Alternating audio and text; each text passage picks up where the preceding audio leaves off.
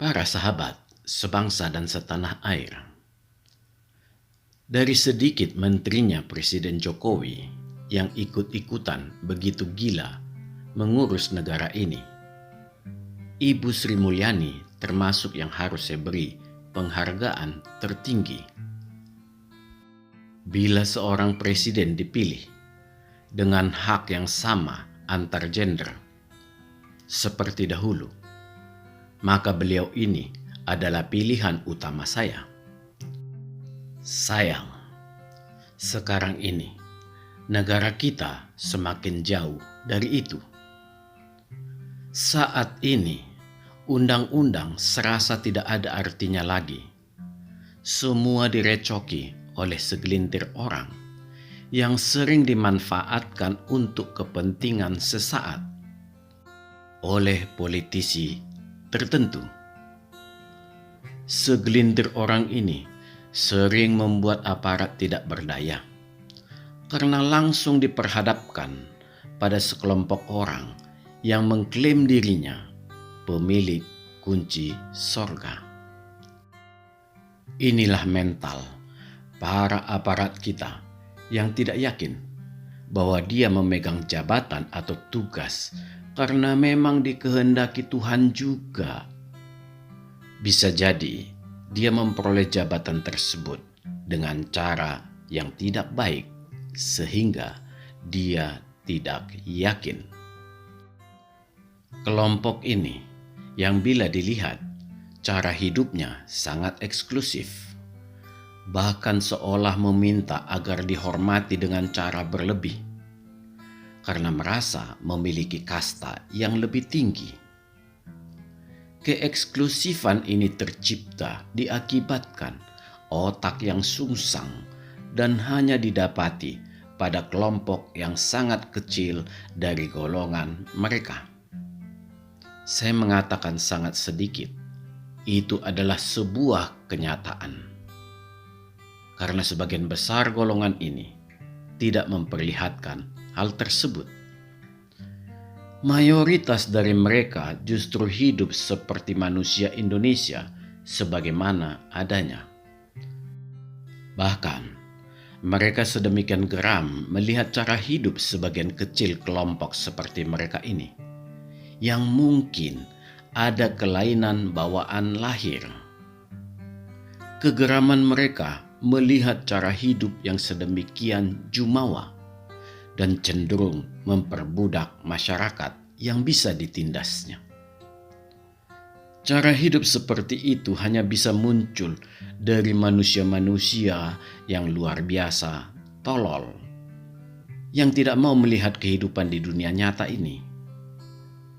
Bila orang-orang tolol ini rajin membaca, maka mereka tidak akan berani melakukan hal itu lagi. Mengapa demikian? Kita sangat banyak melihat di seluruh dunia ini bagaimana mengerikannya pembalasan dari orang yang diperbudak. Tidak usah jauh-jauh. Ini sangat sering terjadi di lingkungan rumah tangga, di mana keluarga sang majikan yang dihabisi oleh pembantunya sendiri yang merasa sakit hati. Di perusahaan juga banyak terjadi peristiwa yang sama. Bahkan di skala yang lebih tinggi, begitu banyak pimpinan sebuah negara yang dihabisi oleh pengawalnya sendiri. Jadi, semua bisa terjadi bukan karena uang, melainkan rasa dendam yang muncul dari sebuah hati yang sangat sakit. Peristiwa-peristiwa seperti inilah yang harus menjadi dasar kita memperlakukan orang lain dengan baik, menjauhi sikap-sikap yang arogan, berlakulah dengan benar tanpa memperbudak. Sedangkan kita bekerja dengan baik saja masih mungkin mengalami hal tersebut, apalagi ditambah gaya arogan. Tetapi memang cara itulah yang lebih baik untuk meminimalkan ancaman. Di samping itu, apa ruginya bila kita berbuat baik terhadap sesama? Para sahabat sebangsa dan setanah air, Kelakuan manusia-manusia tolol dan jahat seperti itulah yang membuat tatanan budaya kita sangat terganggu. Ini yang membuat saya tidak rela bila Ibu Sri Mulyani menjadi bulan-bulanan kalau mencalonkan atau dicalonkan menjadi presiden. Manusia-manusia jahat ini akan bergerak liar dengan perintah liarnya dengan mengatakan semua wanita bila berada di depan publik tidak boleh pakai BH. Tujuannya sederhana, agar wanita tidak boleh muncul ke publik. Syukurlah, perintah-perintah seperti ini tidak didengar para wanita sejak dahulu. Bila didengar, geger negara ini. Bahkan, saya yakin perintah tersebut akan dilawan istri atau putrinya. Jangan-jangan sudah ditonjok lebih dahulu oleh bininya. Memanglah, urusan kelompok ini tidak jauh-jauh di seputaran sejengkal dari pusara. Sekalipun demikian, saya tetap tidak setuju bila Sri Mulyani didrive menjadi presiden. Bahkan menjadi wapres juga jangan, karena beliau adalah seorang ilmuwan dan ekonom yang sangat lengkap, syarat secara teori dan empirik. Beliau akan rusak bila menjadi politisi. Rasanya sulit mencari pengganti seorang Sri Mulyani. Apalagi seperti dikuar-kuarkan oleh salah seorang menteri pecatan yang merasa dia lebih baik dari Sri Mulyani. Perasaan yang muncul karena tidak pernah mau berkaca. Kesempatan sudah diberikan Jokowi dan dia gagal.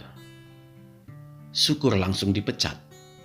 Bila tidak, maka akan semakin merusak negara dengan semua omong besarnya. Dia tidak mau melihat bagaimana Jokowi yang ingin kerja yang serba cepat.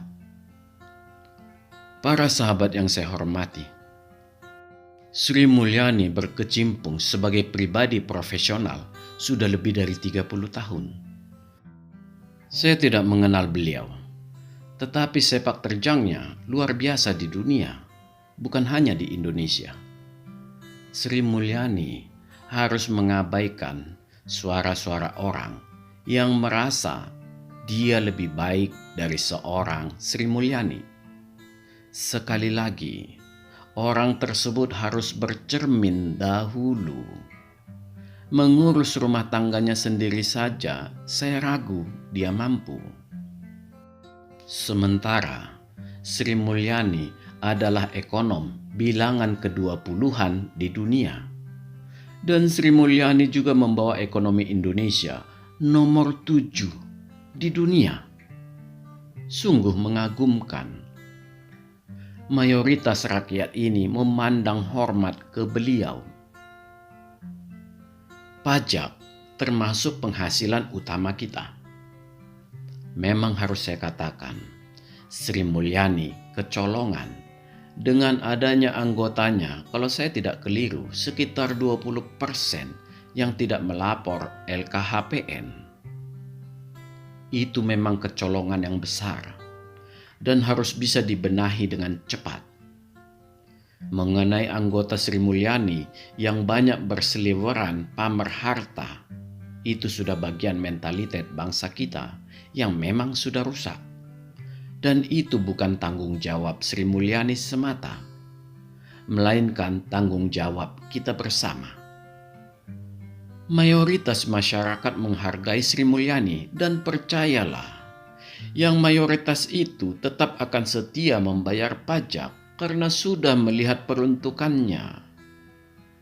Masyarakat jangan terpengaruh pada ocehan manusia-manusia dari kelompok yang di atas yang menyebarkan hoaks supaya jangan mau membayar pajak.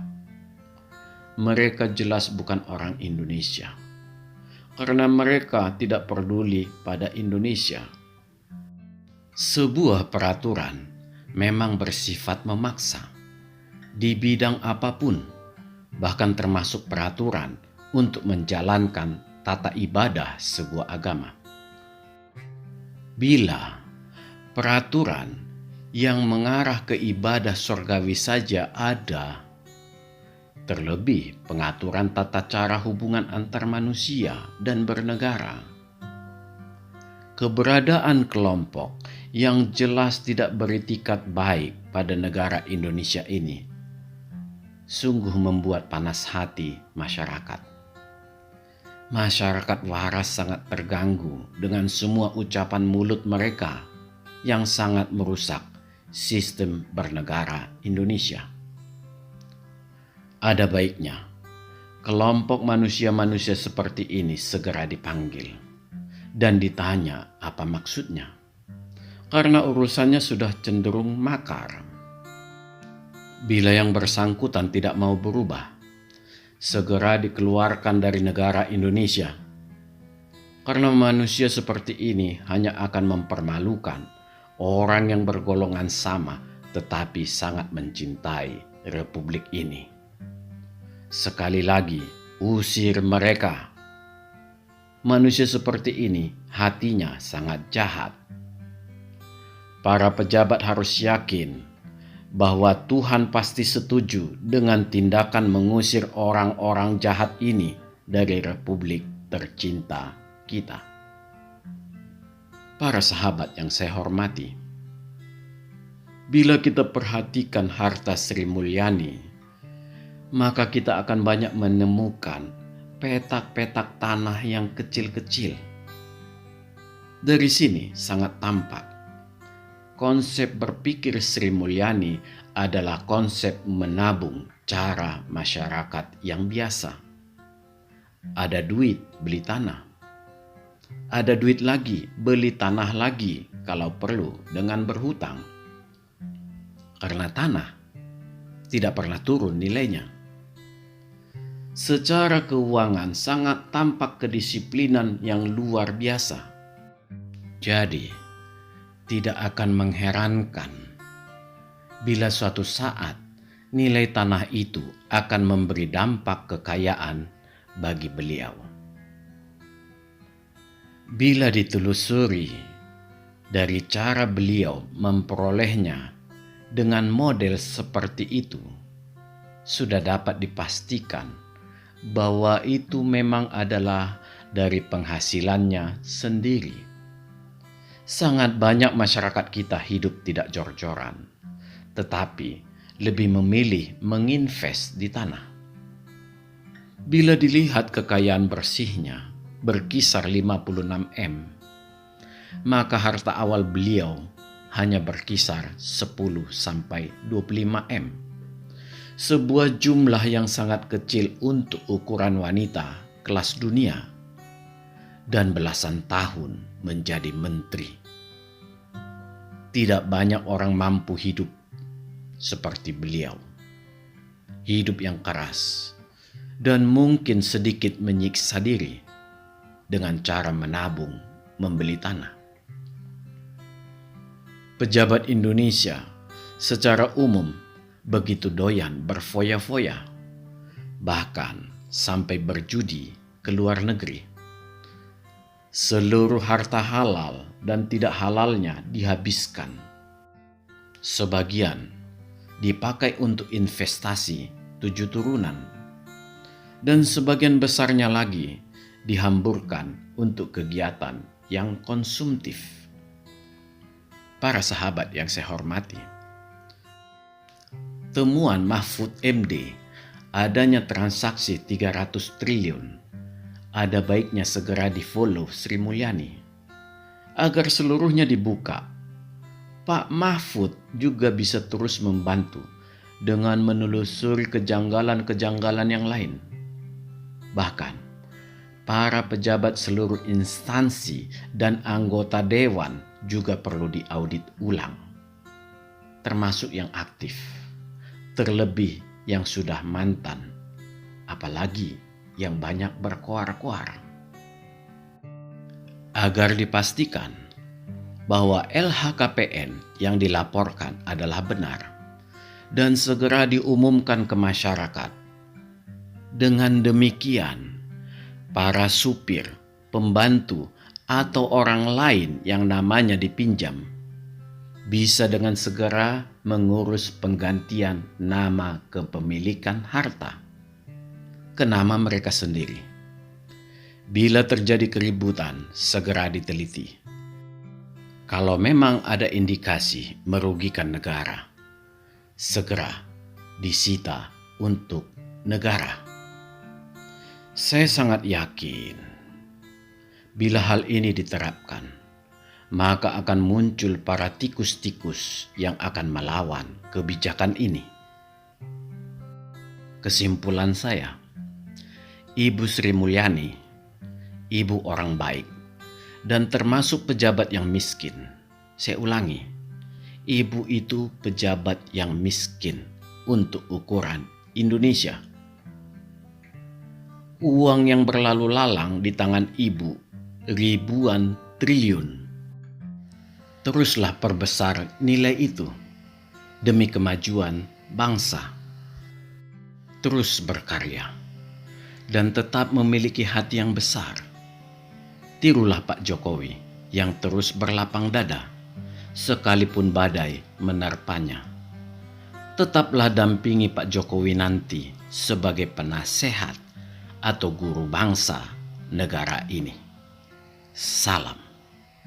Majulah Indonesia.